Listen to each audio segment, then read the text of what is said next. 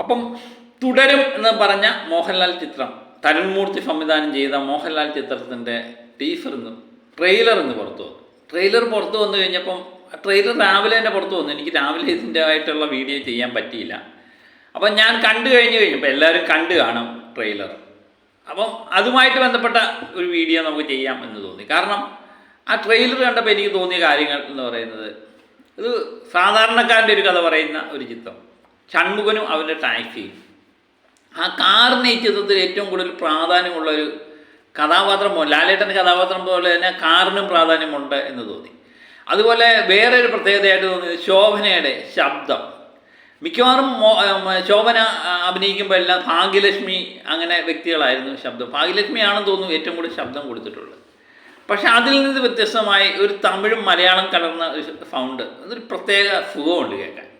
അപ്പം സ്വന്തം ശബ്ദത്തിൽ ഓരോ വ്യക്തികളും അഭിനയിക്കുമ്പോൾ അതിന് കിട്ടുന്നൊരു മാന്ത്രികത, ഒരു എന്താ പറയുന്നത്, നമ്മുടെ ശബ്ദത്തിൽ വേറെ ഒരാളെ കൊണ്ട് പറയിപ്പിക്കാതെ നമ്മൾ തന്നെ പറയുമ്പോൾ ഉണ്ടാകുന്നൊരു സൗന്ദര്യം ഈ ചിത്രത്തിലുണ്ട് എന്ന് തോന്നുന്നു. അതുപോലെ ശോഭനയും മോഹൻലാലും ഒന്നിച്ച് അഭിനയിക്കുമ്പോഴുള്ള മാജിക് ഇതിനകത്തും കൃത്യമായിട്ട് വന്നിട്ടുണ്ട്. ട്രെയിലർ കണ്ട കാര്യങ്ങളാണ് ഞാൻ പറഞ്ഞത്.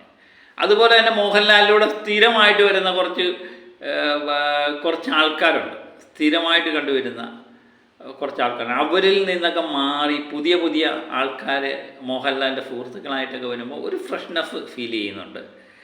അപ്പോൾ ട്രെയിലറുമായിട്ട് ബന്ധപ്പെട്ട കാര്യങ്ങളാണ് പറയാം. ആ ട്രെയിലർ കൃത്യമായിട്ട് തന്നെ അതിനകത്ത് ഒരു കഥാപാത്രം നമ്മുടെ മണിയമ്പിള്ള രാജുവും മോഹൻലാലും കൂടെ ഇരിക്കുമ്പം പറയുന്നുണ്ട് സ്കൂളിൻ്റെ കാര്യമൊക്കെ. അതിന് നീ ഏത് സ്കൂളിലാണ് പോയിട്ടുള്ളത് എന്ന് ചോദിക്കുന്ന ഒരു ഡയലോഗുണ്ട്. എനിക്ക് തോന്നുന്നു അത് കൃത്യമായിട്ട് അത് നമുക്ക് ദൃശ്യം ചിത്രത്തിലെ ജോർജ് കുട്ടിയുടെ കഥാപാത്രവുമായിട്ട് ബന്ധപ്പെടുത്തി സംസാരിക്കാമെന്ന് തോന്നുന്നു. ദൃശ്യത്തിലെ ജോർജ് കുട്ടി സ്ഥിരമായിട്ട് പറയുന്ന ചില ആൾക്കാരുണ്ട്, ജോർജ് കുട്ടിയെ സംബന്ധിച്ച് പറയുന്നുണ്ട്. 8 വയസ്സുകാരൻ്റെയോ 4 ക്ലാസ്സുകാരൻ്റെയോ അല്ലെങ്കിൽ 8 ക്ലാസ്സുകാരൻ്റെയോ 8-ലാണോ 4-ലാണോ അങ്ങനെ ഒരു ഡയലോഗ് പറയുന്നുണ്ട്. 8 ക്ലാസ്സുകാരൻ്റെ ബുദ്ധിയല്ല ജോർജ് കുട്ടിക്ക് എന്ന് പറയും. അപ്പോൾ ആ രീതിയിലൊക്കെ സ്കൂളിലൊന്നും പഠിക്കാത്ത ഒരു വ്യക്തി. അപ്പം പുള്ളിയുടെ ബ്രില്യൻസ് എന്താണ് എന്നുള്ളത് കാണിച്ചു തരുന്നതാണ് തരുൺമൂർത്തിയുടെ ഈ ചിത്രത്തിലൂടെ എനിക്ക് തോന്നുന്നു. ദൃശ്യം മോഹൻലാൽ ഒരു ഇൻ്റർവ്യൂവിൽ ഈ അടുത്ത് പറയുന്നുണ്ടായിരുന്നു, ഈ ചിത്രം എന്ന് പറയുന്നത് 8 കൊല്ലത്തോളം ഇതിങ്ങനെ എഴുതി പല സജഷൻസ് ഉണ്ടായിരുന്നു, അതെല്ലാം എടുത്തതിന് ശേഷമാണ് ചിത്രം ചിത്രീകരിക്കുന്നതും തിയേറ്ററിലൊക്കെ വരുന്നത്. അതിൻ്റെ ഒരു ഫ്രെഷ്നെസ് ഈ ചിത്രത്തിൽ കാണാനുണ്ട്. ലാലേട്ടൻ ഒരു വശത്ത്, എനിക്ക് ഈ ചിത്രത്തിന് ട്രെയിലർ കണ്ടപ്പോൾ അത്ഭുതപ്പെട്ടത് വേറൊരു കാര്യമുണ്ട്. രാജേട്ടൻ ഒരു വശത്ത് ലോകം മൊത്തം ഇളക്കി മറിച്ച് എബ്രഹാം ഖുറേഷിയായിട്ട് വരുന്നു, ഖുറേഷി എബ്രഹാമായിട്ട് അല്ലേ. അതുപോലെ സ്റ്റീഫൻ നെടുമ്പള്ളി. മറുവശത്ത് എല്ലാവരെയും ഭാര്യയും മക്കളെയും എല്ലാം പൊട്ടിച്ചിരിപ്പിച്ച വേറൊരു കഥാപാത്രം, ഒരു വില്ലേജ് മാൻ ലുക്കുള്ള ഒരു സാധാരണക്കാരനായൊരു കഥാപാത്രം, ഡ്രൈവർ ഷൺമുഖനായിട്ട് വരുന്നത്.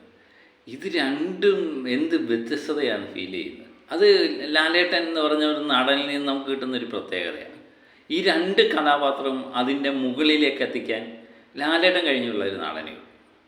എനിക്ക് തോന്നുന്നു ഒരു രാജാവായിട്ട് അല്ലെങ്കിൽ ഒരു അധോലോക നായകനായിട്ട് വന്നു കഴിയുമ്പം അതിൻ്റെ മാനറിസം, മുഖത്തെ ഗൗരവവും ചില നോട്ടവും ചില ചടുലമായ ചില ചലനങ്ങളും ഒക്കെ നമുക്ക് കാണാൻ പറ്റും. മറുവശത്ത് ചിരിയും ഒരു നാട്ടിൻപുറത്തിൻ്റെ ഒരു മനോഹാരിതയൊക്കെ മുഖത്ത് ഒരു ചമ്മലുമൊക്കെ ആയിട്ട് അവതരിപ്പിക്കുന്ന ലാലേട്ടൻ മറുവശത്ത്.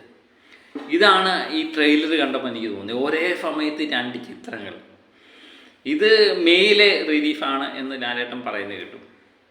അപ്പം കുറച്ച് നമ്മൾ എമ്പുരാനുമൊക്കെ കണ്ട് മറിഞ്ഞിരിക്കുമ്പോൾ കൈയടിച്ച് കഴിയുമ്പം മറുവശത്ത് പുഞ്ചിരിയുമായിട്ട് എത്തുന്ന ചിത്രമാണ് തുടരും എന്ന് പറയുന്ന ചിത്രത്തെപ്പറ്റി എനിക്ക് വലിയ പ്രതീക്ഷയാണ്. കാരണം തുടരും എനിക്ക് തോന്നുന്നു മറ്റൊരു ദൃശ്യമായി മാറാനുള്ള സാധ്യതയെല്ലാം ഉണ്ട്. കാരണം ഒരു നല്ല കഥ, ഒരു കുടുംബ ചിത്രത്തിൻ്റെ ലേബലിൽ ഒതുക്കി നിർത്തേണ്ട ഒരു ചിത്രമല്ല. ട്രെയിലർ കണ്ടപ്പോൾ എനിക്ക് തോന്നി അത് തന്നെ. കാരണം ഒരു കുടുംബ ചിത്രം എന്ന ലേബലിൽ ഒതുക്കി തീർക്കേണ്ട ചിത്രമല്ല ദൃശ്യം. അതുക്കും മേലെ ആയിരിക്കാം ഒരുപക്ഷെ ഈ തുടരും എന്ന് പറയുന്ന ചിത്രം. ഭാര്യയും മക്കളും ഒക്കെ അടങ്ങിയ ഒരു ചെറു കുടുംബത്തിലെ നായകനായ വലിയ വിദ്യാഭ്യാസമൊന്നുമില്ലാത്ത വ്യക്തിയായ സ്കൂൾ പോലും കാണാത്ത ഒരു നായക കഥാപാത്രമായിട്ടാണ് നമ്മൾ ഷൺമുഖൻ ടാക്സി ഡ്രൈവർ. പല സ്ഥലങ്ങളിൽ പോകുന്നു. കാറെന്ന് വെച്ചാൽ അദ്ദേഹത്തിൻ്റെ ജീവനായ കാറുമായിട്ട് പോകുന്നു. അത് ഏതോ ഒരു സന്ദർഭത്തിൽ പോലീസ് പിടിച്ചു വെക്കുന്നു. പിന്നെ ആ കാറിനെ ചുറ്റിപ്പറ്റിയും ആ കാറ് എന്തുകൊണ്ട് പോലീസ് പിടിച്ചു വെച്ചിരിക്കുന്നു എന്നൊക്കെയുള്ള ബന്ധപ്പെട്ട കാര്യങ്ങളായിരിക്കാം ഒരുപക്ഷെ ചർച്ച ചെയ്യുന്നത്. ഒരുപക്ഷെ സീരിയസ് ആയിട്ടൊരു പ്രശ്നം കൈകാര്യം ചെയ്യുന്നത് കാണാം.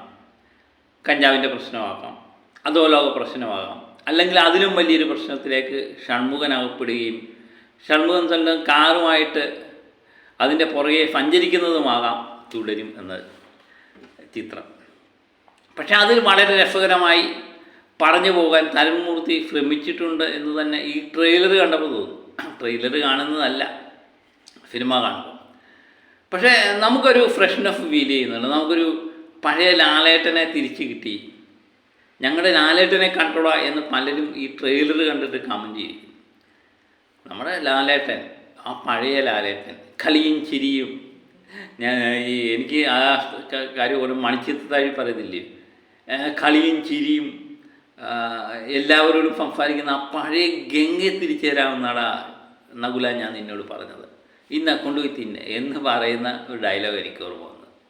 ആ പഴയ ചിരിയും കുസൃതിയും, മറുവശത്ത് സ്റ്റാൻഡും വെടിവെപ്പും എല്ലാം ചെയ്യുന്ന ഒരു എബ്രഹാം ഖുറേഷി എബ്രഹാം അല്ലെങ്കിൽ സ്റ്റീഫൻ നെടുമ്പടി, മറുവശത്ത് കുസൃതിയും കുട്ടികളോടുള്ള പെരുമാറ്റവും ഒക്കെ ആയിട്ട് പാട്ടും കൂട്ടും ഒക്കെ ആയിട്ട് ഒരു വശത്ത് ചിരിച്ചുല്ലസിക്കുന്ന ലാലേട്ടൻ, മറുവശത്ത്.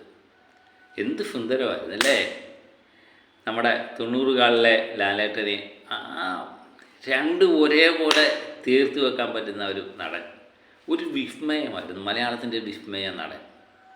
വീണ്ടും തിരിച്ചു വന്നിരിക്കുന്നു എന്ന് ഈ ട്രെയിലർ കണ്ടപ്പോൾ എനിക്ക് തോന്നി. ഒരു മാസത്തെ ഇടവേള വെച്ച് ഈ ഖുറേഷി എബ്രഹാമിൽ നിന്ന് ഡ്രൈവർ ഷൺമുഖനിലേക്ക് മാറുന്ന ഒരു പരകായ പ്രവേശം ഇവിടെ സംഭവിച്ചിരിക്കുന്നു എന്നാണ് ഈ ട്രെയിലർ കണ്ടപ്പോൾ എനിക്ക് തോന്നിയത്. നമ്മൾ ട്രെയിലർ കാണുമ്പം കിട്ടുന്ന എന്തൊന്നായിരിക്കത്തില്ല ഒരു പക്ഷേ സിനിമ കാണുമ്പം. പക്ഷേ എന്നാലും എനിക്ക് നല്ല പ്രതീക്ഷയാണ്. തരുൺമൂർത്തി എന്ന സംവിധായകനെ പറ്റി നമുക്ക് നല്ല പ്രതീക്ഷയാണ്. കാരണം അദ്ദേഹത്തിൻ്റെ ജാവ, സൗദി വെള്ളയ്ക്ക എന്ന് പറയുന്ന ചിത്രങ്ങളെല്ലാം നമ്മളെക്ക് നല്ലൊരു അനുഭവം തന്ന ചിത്രങ്ങളാണ്. അതുപോലെ തന്നെ ലാലേട്ടനും ശോഭനയും കോംബോയായിട്ട് എത്തുമ്പം ഒരു പ്രത്യേക അനുഭൂതി തരും. അത് തന്നെ ആ ഒരു ഫാമിലി മാൻ, ഒരു കുടുംബത്തിൻ്റെ അത്താണിയായിട്ട് മോഹൻലാൽ അവതരിപ്പിക്കും.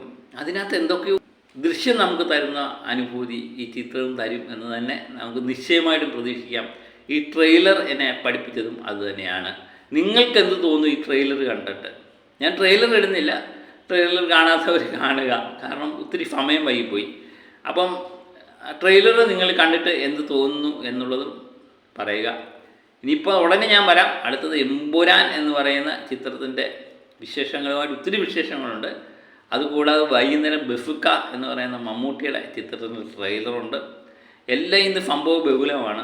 നാളെ അതിലും ടൈമില്ലാത്ത സമയമാണ്, കാരണം നാളെ നമ്മുടെ എമ്പുരാൻ റിലീസ് ചെയ്യുന്ന സമയമാണ്. അപ്പോൾ ഇന്ന് ട്രെയിലർ കണ്ടിട്ടുണ്ടെങ്കിൽ നിങ്ങളുടെ എന്താ പറയുന്നത്, ട്രെയിലർ കണ്ടിട്ട് നിങ്ങളുടെ അഭിപ്രായം എന്താണെന്ന് എഴുതി അറിയിക്കുക. അപ്പോൾ മറ്റൊരു വിഷയമായി വീണ്ടും ഞാൻ എത്താം. Okay, by.